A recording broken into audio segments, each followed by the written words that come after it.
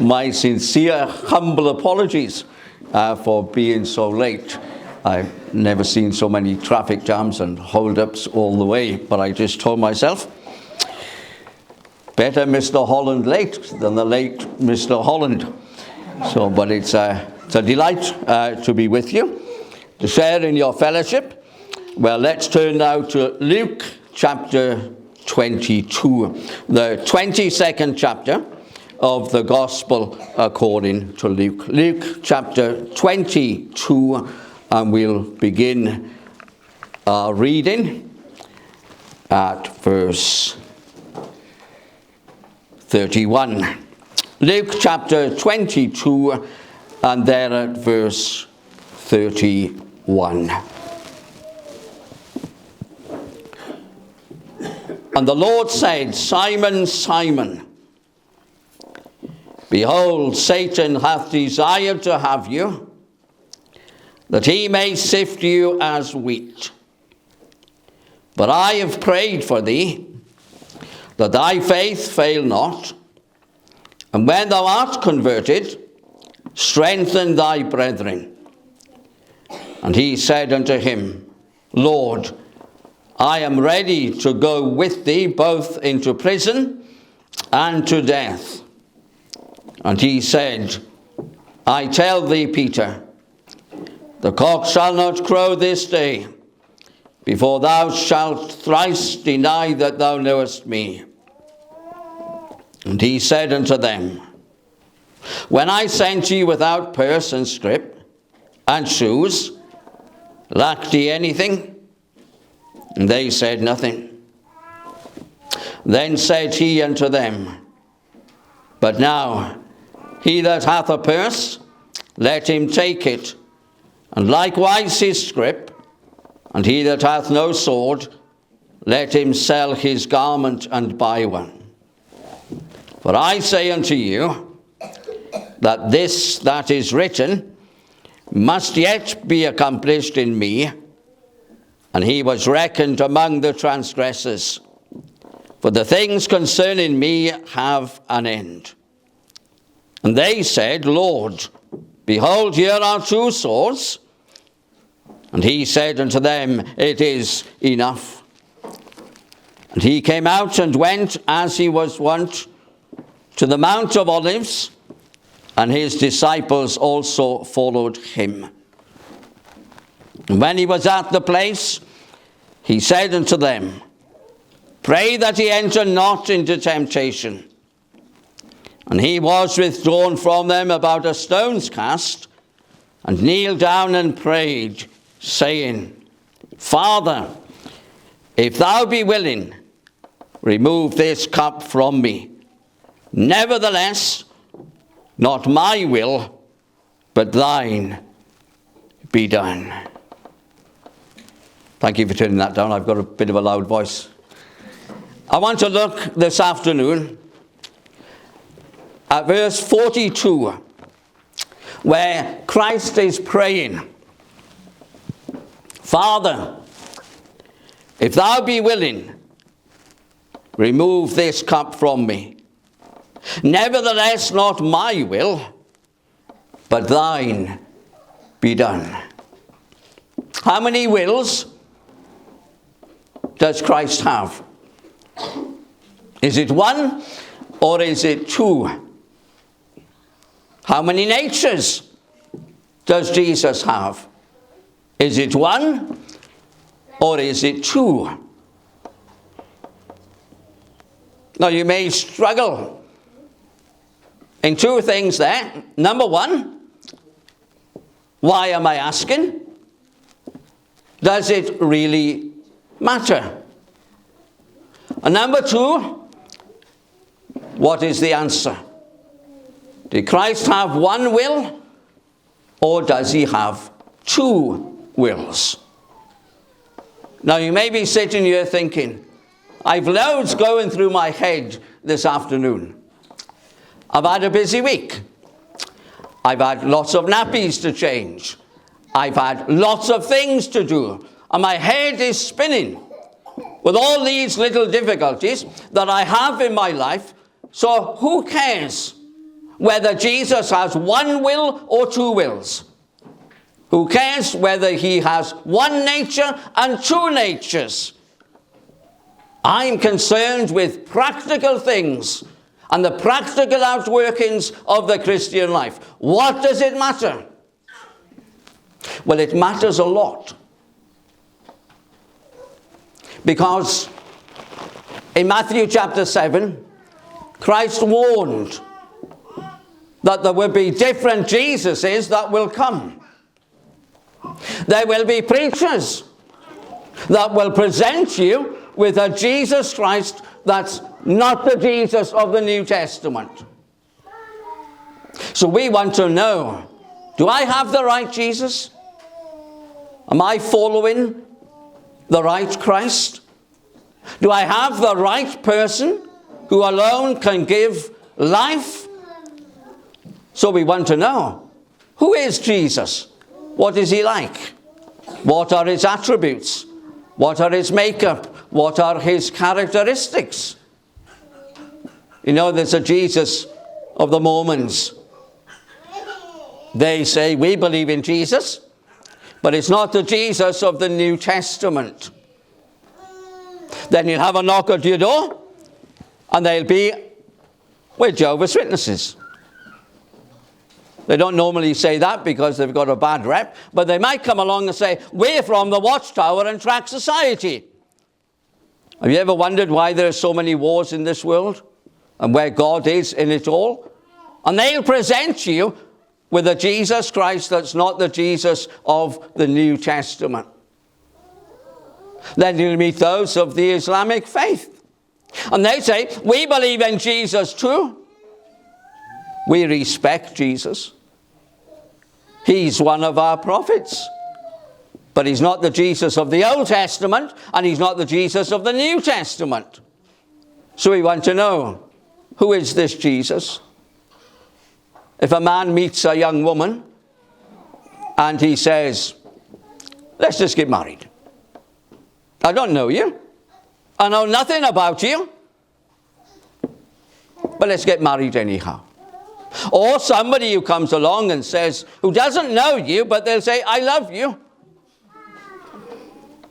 I don't want to know anything about you. But let me tell you a bit about me. No. You think, well, something's not right there. Do you not want to know me? Do you not want to know about me? Well, when we are Christians and claim to be Christians, we want to know who Jesus is. We want to know, is he God? Is he man? Is he 50% God and 50% man? Is he a mixture of both? And there are lots of people in this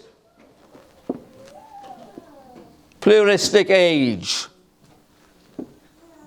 and polytheism. We have all different gods. Well, we want to know, I want to know, not just do I have the right one, but I want to know about him. I want to know who he is. I want to know about his makeup. And the Bible does tell us who Jesus is. Now, getting back to the question, is it monothelitism or diothelitism? Just to confuse you. Does Jesus have one nature and one will? Or does he have two natures and two wills? Well, we don't just want the New Testament to tell us, and it does, but we have the writings of the early church.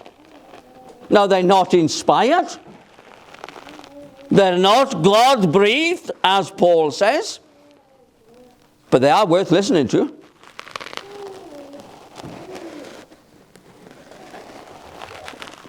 In 681, the Council at Constantinople III and the Council of Chalcedon in 451 declared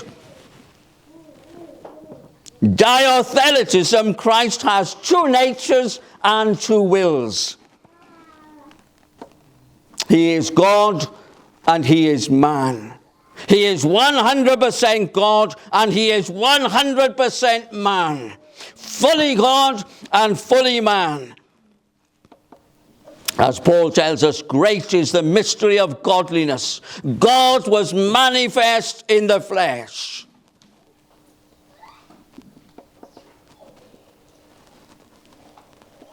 And we see those two natures of Christ in the New Testament.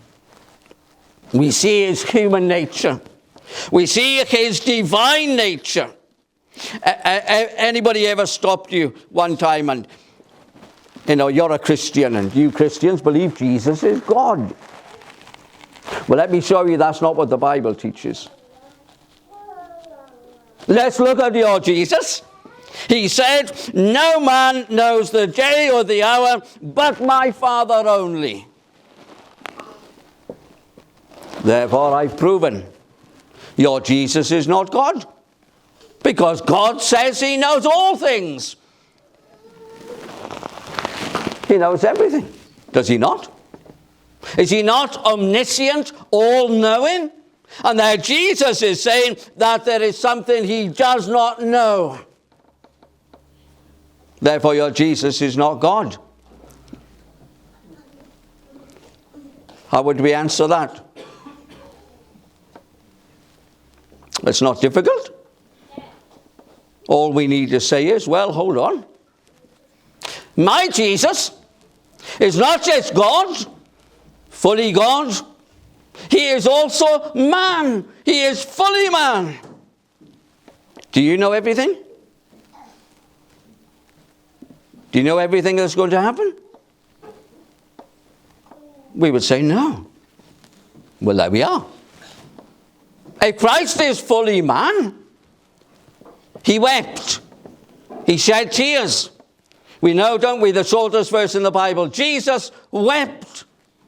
John 10:35. That's a human characteristic, is it not? Jesus grew hungry. Jesus sighed. Jesus grew tired. Jesus grew weary. Jesus thirsted. Aren't they human qualities? And we see that in Christ. Then we see his divine nature. The end of John 2, for he knew what was in man. He knew their thoughts. He stilled the storm. Well, that's definitely not a human characteristic. As a child, we often said, rain, rain, go away, come back another day. Especially in Wales. And sometimes it did stop raining. But you'd be a fool to think I had the power to stop it raining.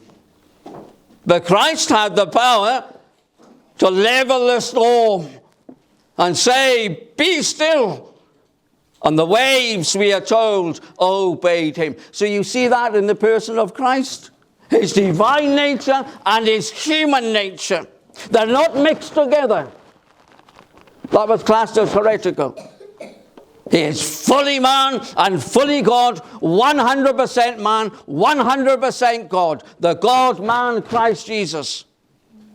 And we see that here in this verse. Father, if thou be willing, remove this cup from me. Nevertheless, not my will, but thine be done. God is not some form of schizophrenic. Neither are the natures of Christ. But here is Christ. Let this cup pass from me. Nevertheless, not my will, but thine be done. Christ has two natures, human and divine. And he had two wills, human and divine. Notice firstly the request. What's Christ saying? Father, if thou be willing, remove this cup from me. What is the cup? It's the cup of God's undiluted wrath. It's the wrath of God. And he's asking, remove this cup from me. And he asks if there's another way, let it be. If there's another way, let this cup pass from me. Let me not experience your divine wrath. That's what the cross was. The wrath of God being poured out upon his Son. Now, if you're a Christian, you'll not experience that. You'll not experience God's wrath. Paul says, for God hath not appointed us to wrath, but to obtain salvation by our Lord Jesus Christ. Paul says, there is therefore now no condemnation to them that are in Christ Jesus. You're not under wrath if you're a Christian. No matter how bad a day you may have had, or no matter how much you may feel, I've sinned, and I'm experiencing God's chastening upon me.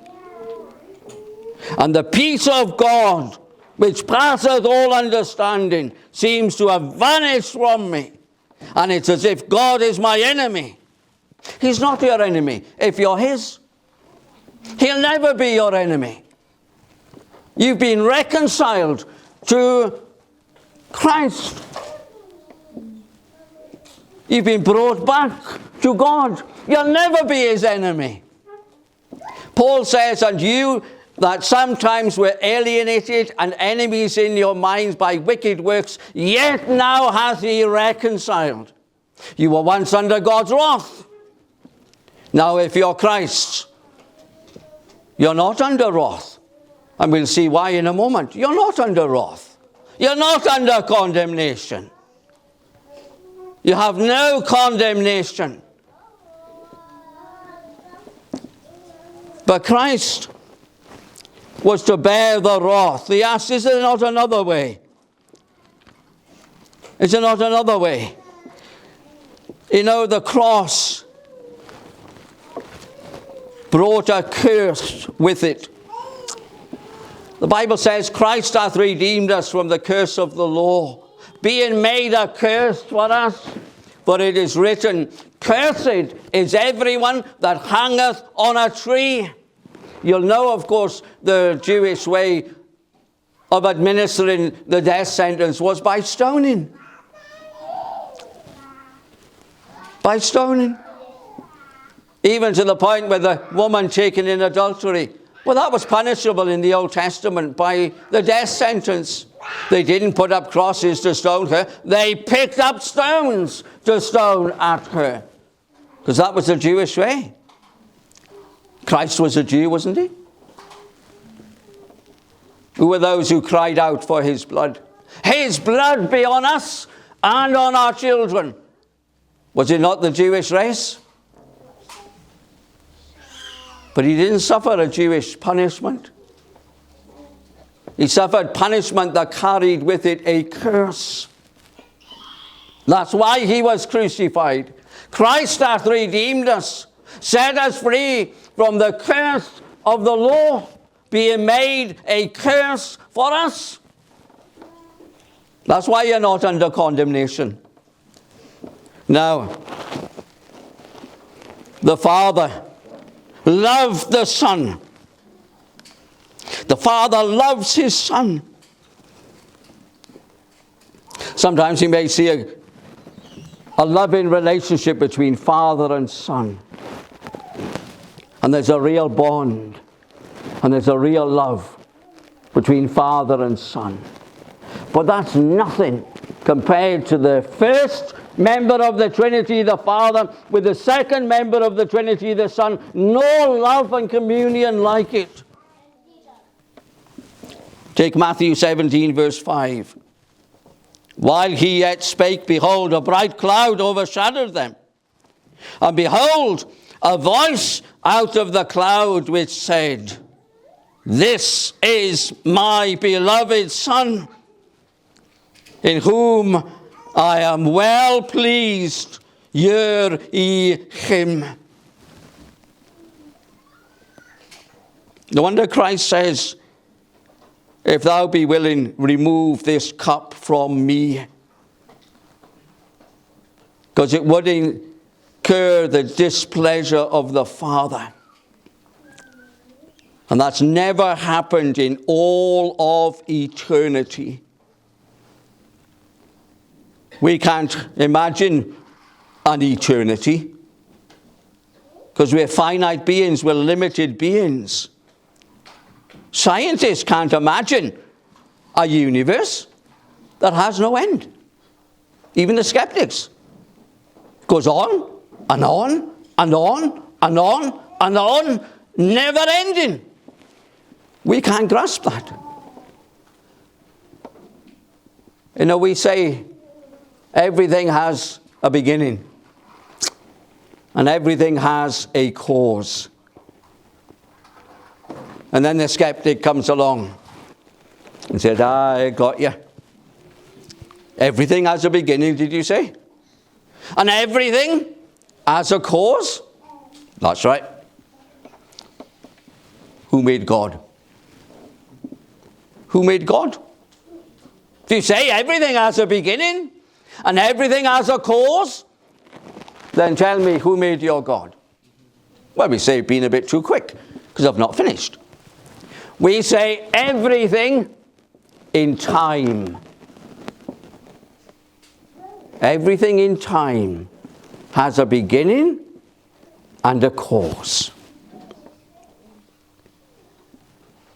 You need time, space, and matter for anything to be in existence.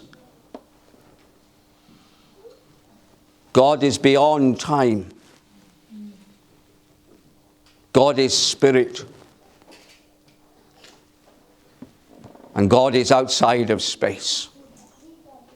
So he has no beginning, and he has no ending, and he has no cause.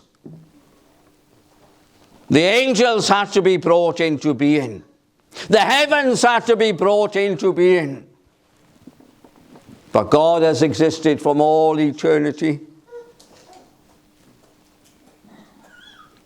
Never was a time when the Father and the Son and the Holy Spirit did not exist. Father, Son, and Holy Spirit, perfect union and harmony. But here Christ is submitting to the will of his Father. Now, we say the three members of the Trinity are co-equal and co-eternal. One isn't greater than the other. They're co-equal. One never existed without the other.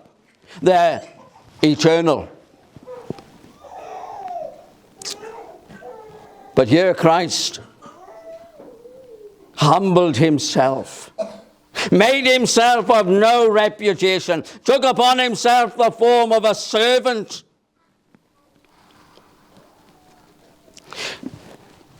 Salvation is a Trinitarian formula.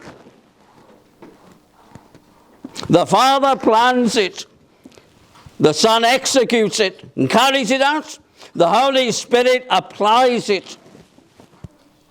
And one of the doctrines you'll find that's often attacked more than any other, it's the Trinity. Oh, that's pagan. It's the Trinity in the Old Testament, made more clear in the New Testament. Father, Son, and Holy Spirit. And the Father is not the Son, and the Son is not the Holy Spirit. They are three persons, one being. And if we love Christ, we want to know about him. We don't want to be like the man who says, "Oh, I love you," but he's not picked up the phone in 6 months. He's not bought you any flowers. He thinks only about himself. He shows no real interest. Doesn't want to know about you. No, we want to say, If I love Christ because he first loved me, then I want to know about him. I want to know about the Father. I want to know about the Son. I want to know about the Holy Spirit. But he cries this request, let it pass.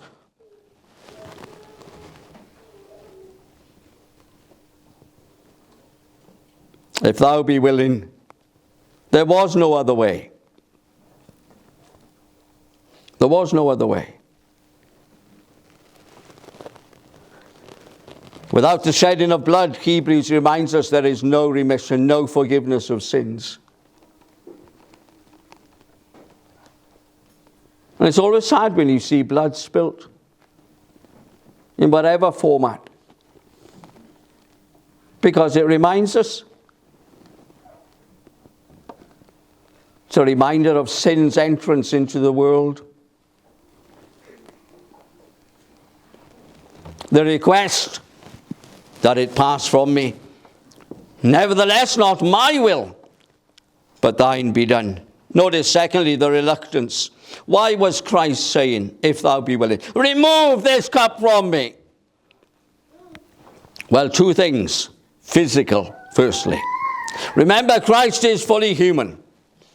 So when they put those nails through the hands of Christ, he felt it. When they pressed those thorns on his brow, he felt it. When they whipped his back, he felt it. Remember, he refused the drink. That was sometimes given to numb the pain, to put you out of your misery a bit. Christ refused that. All his veins, his nerve endings, his feelings, his level of pain was the same as every human. And nobody in their right mind would look forward to crucifixion. They wouldn't say, oh, I'm being crucified next week. Want to come along? You wouldn't do it. Why? Because it's horrible. And Christ, as a human being, felt the horrors of the cross that was before him.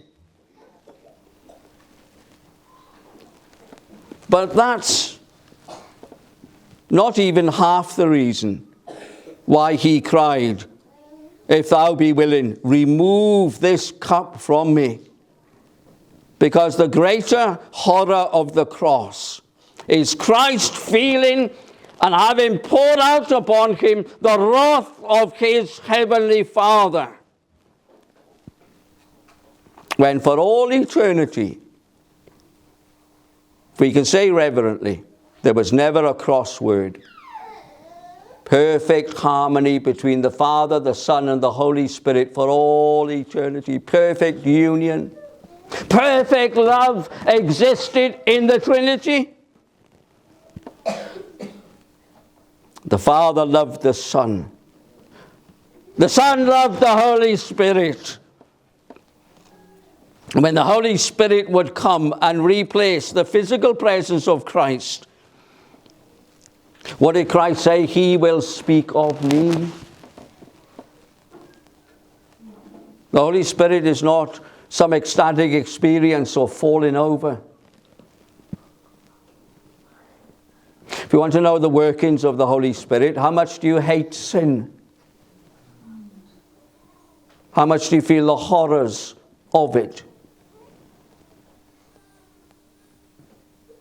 The Holy Spirit speaks of Christ. He points to Christ.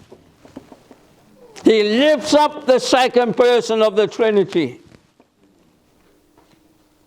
He produces holiness in the people of God. And Christ is reluctant to go to the cross. The human horrors of it are evident. But more so, what he was to experience was the wrath of God. Now, our world doesn't like the word wrath.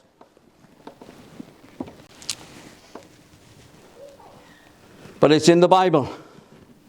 And some people who've never read the Bible said, well, I don't like your Old Testament God, but I like the New Testament. I like him.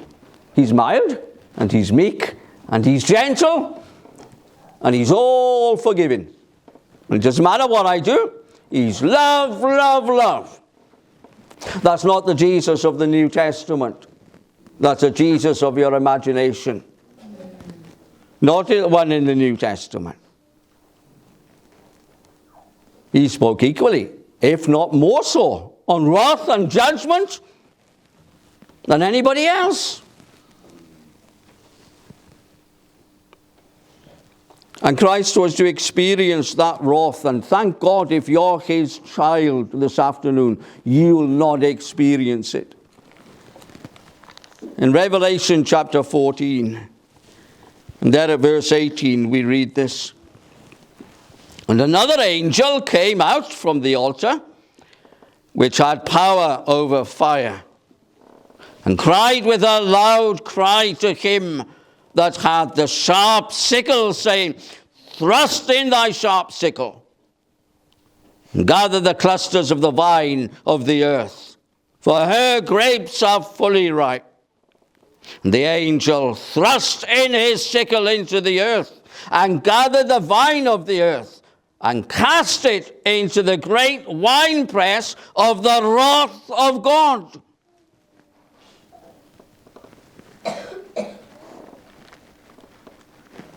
This is the revelation of Jesus Christ.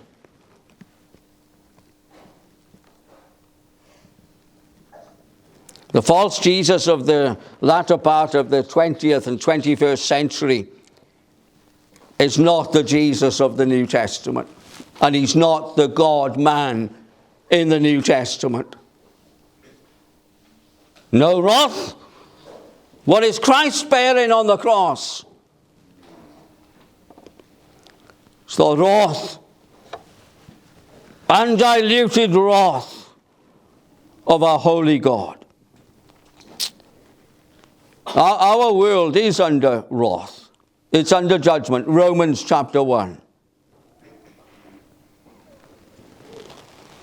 That's why we have plagues, earthquakes, diseases, famines, hurricanes, heat waves, floods. Because the whole world is under judgment. But it's not undiluted wrath. It's not God pouring out his wrath, because there is mercy. We see God's judgment, but then we see mercy. We see Chernobyl exploding, and everything's destroyed. And then people tell us, you go there now, and you see beautiful flowers. You see wild animals. And even people talk now about going on a tourist trip to Chernobyl. Or an oil spill, and everything's destroyed. But then all of a sudden, it seems to disappear. A new life seems to form. You see, in the midst of wrath, which our first parents, when they sinned against God, God warned them. The day that thou eatest thereof, thou shalt surely die. And they ate. And eventually they died, but not the same day. Why not? Mercy kicked in. Genesis 3:15, the first promise in the whole Bible. Promise of a Savior who would come to redeem this fallen world. And when we're distressed about the things we see in our world, don't be too cast down. Be cast down, but not too much so.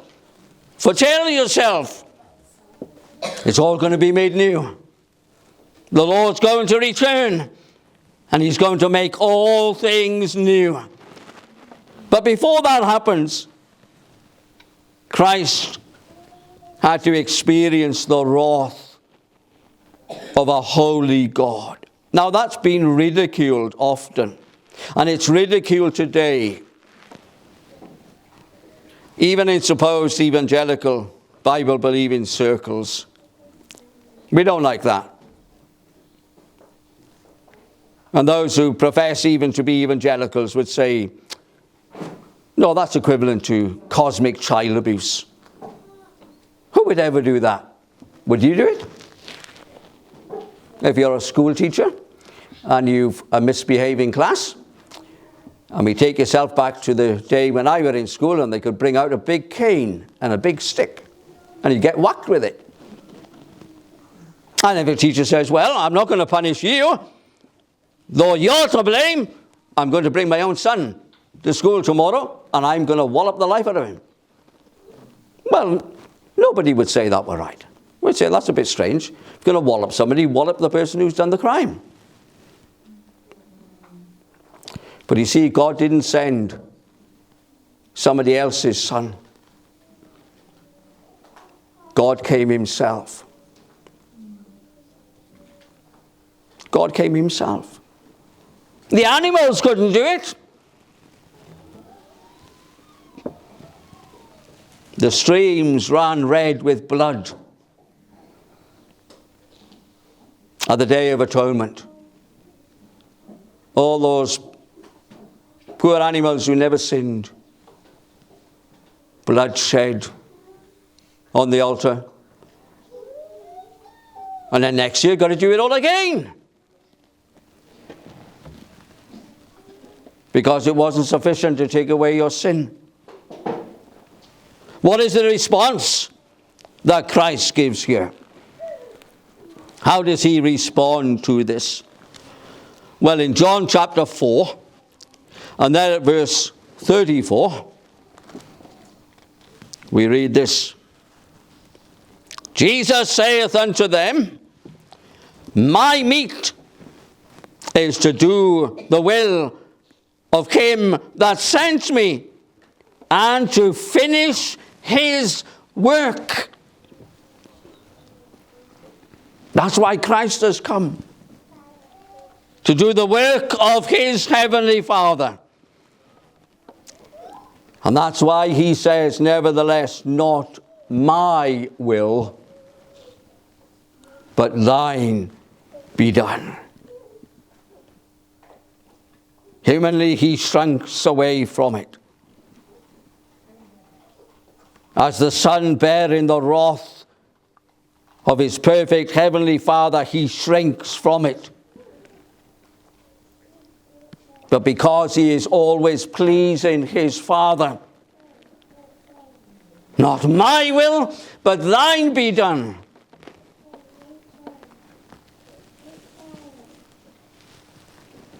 We must never think of the Father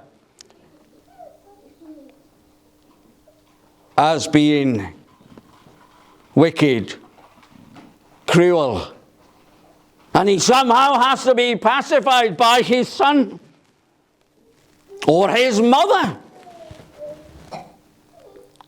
Sometimes we forget.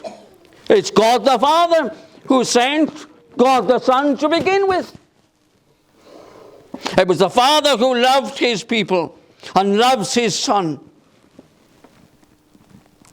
And we can truly say, which cuts against the trend today, that salvation is chiefly between the Father, the Son, and the Holy Spirit. It's never, you're worth so much. Jesus died for you. Do you not know how valuable you are? You're so beautiful. You're so wonderful that Jesus died for you. That's how much you are worth. Get up in the morning and say without a blush, I am so beautiful this morning. But the picture that the Bible gives is the opposite. It says, for example, in Isaiah, the most righteous thing in a man is as a filthy rag. We diminish, we lessen the cross when we put our value up. Yes, we're in God's image, though it's fallen.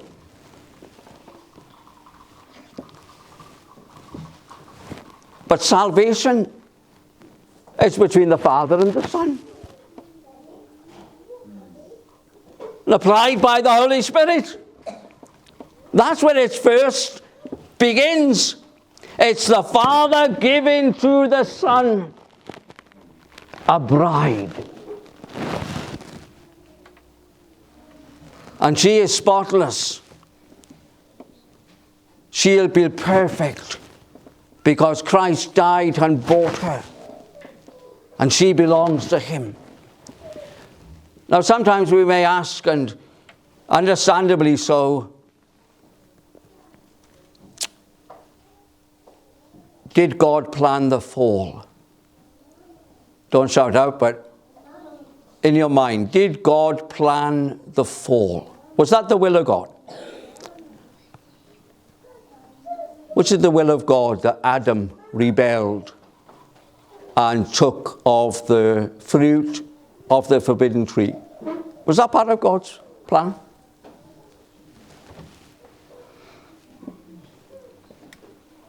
Yes, it was. Now God is without sin. He is perfect. He is holy. In him is light, says John, and in him is no darkness at all. God is pure and holy and without sin. And yet we can say, yes, he decreed the fall. Why? What's forgiveness? What is forgiveness? What is mercy? What is grace? What is kindness? What is love beyond measure? None of these would be fully revealed were it not for the fall in the Garden of Eden. The angels know God is perfect. They bow down before him and cry, holy, holy, holy is the Lord of hosts. The whole earth is full of his glory. They tremble in his presence. But do they know what forgiveness is? Have they seen forgiveness in action? Do they know what grace is? Without the cross of Christ,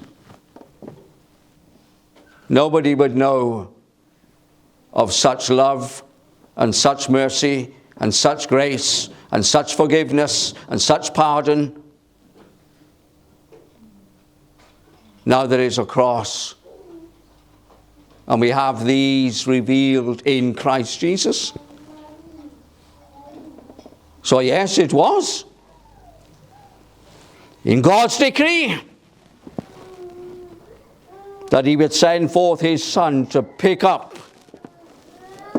the unlovely, the unclean, the unforgivable, and wash them and cleanse them and make them clean. Many years ago, I remember taking a meeting, and the man says to me afterwards, he said, I've been a Christian. Forget how long he said. But he said, I wish I were like you. I was 22 then. I wish I was like you. I could have done so much for God if he had saved me when I was younger. Why did he wait so long? Well, he waited so long so he could be glorified and exalted.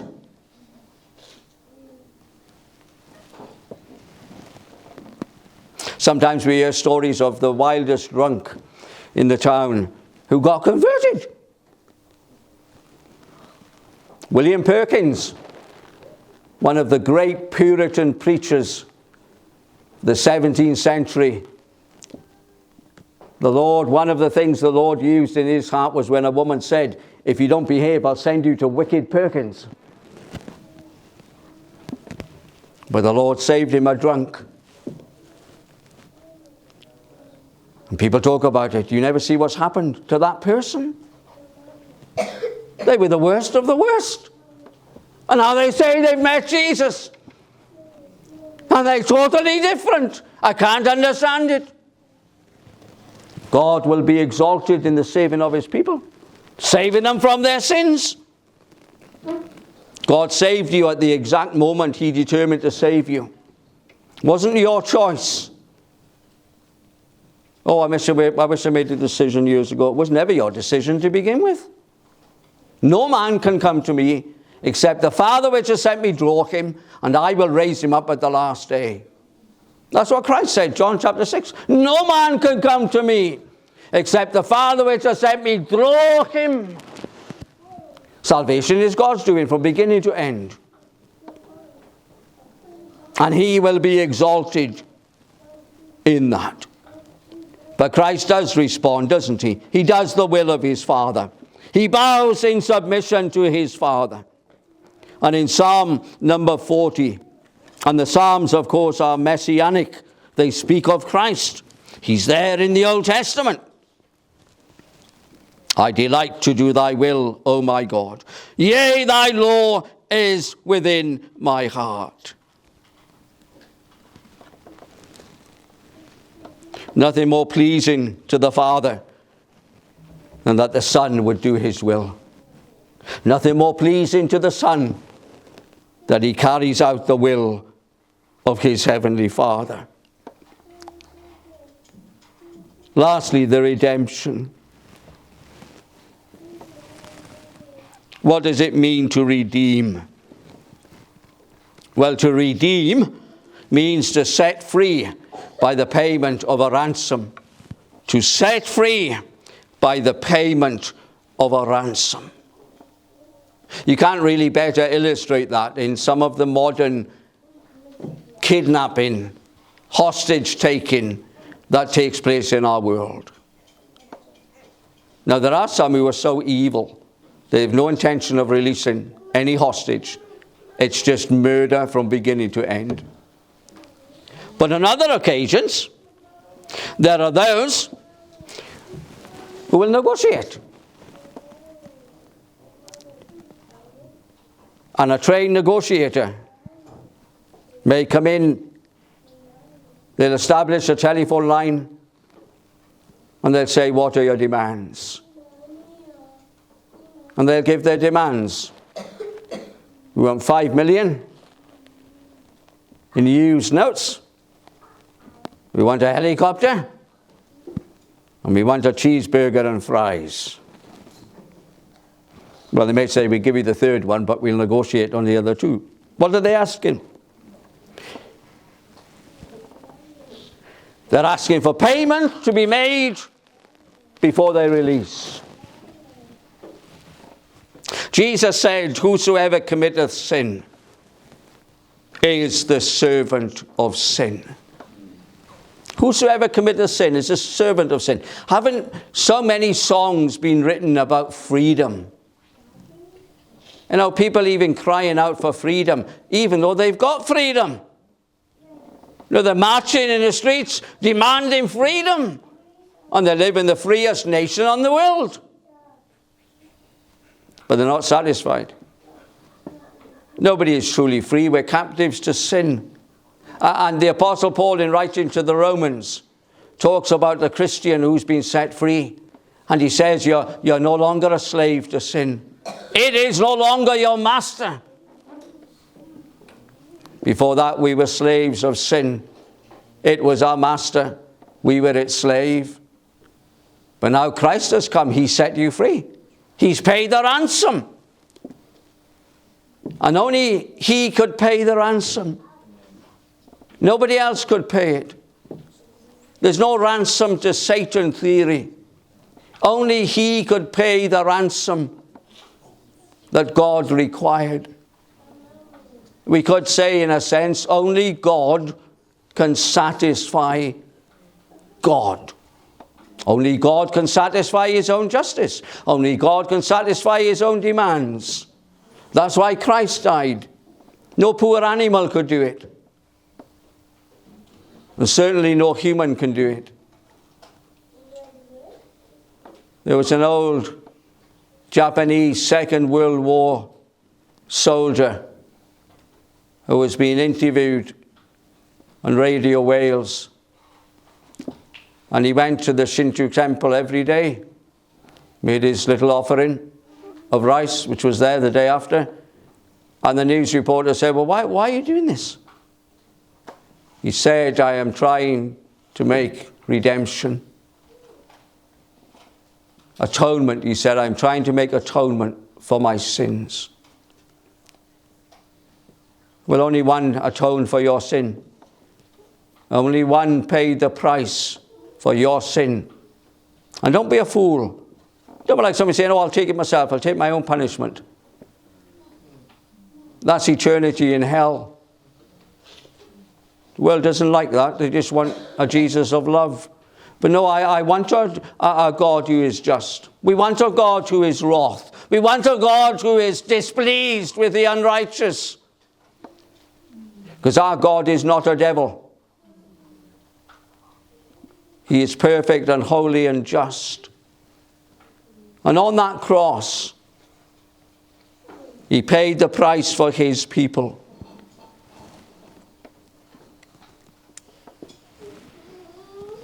And he calls you to cry out to him.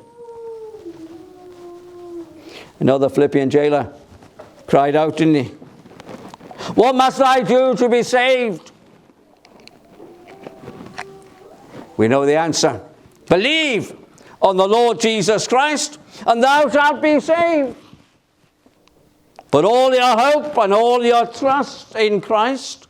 We mustn't say, just like you sitting on that chair. You had faith, didn't you?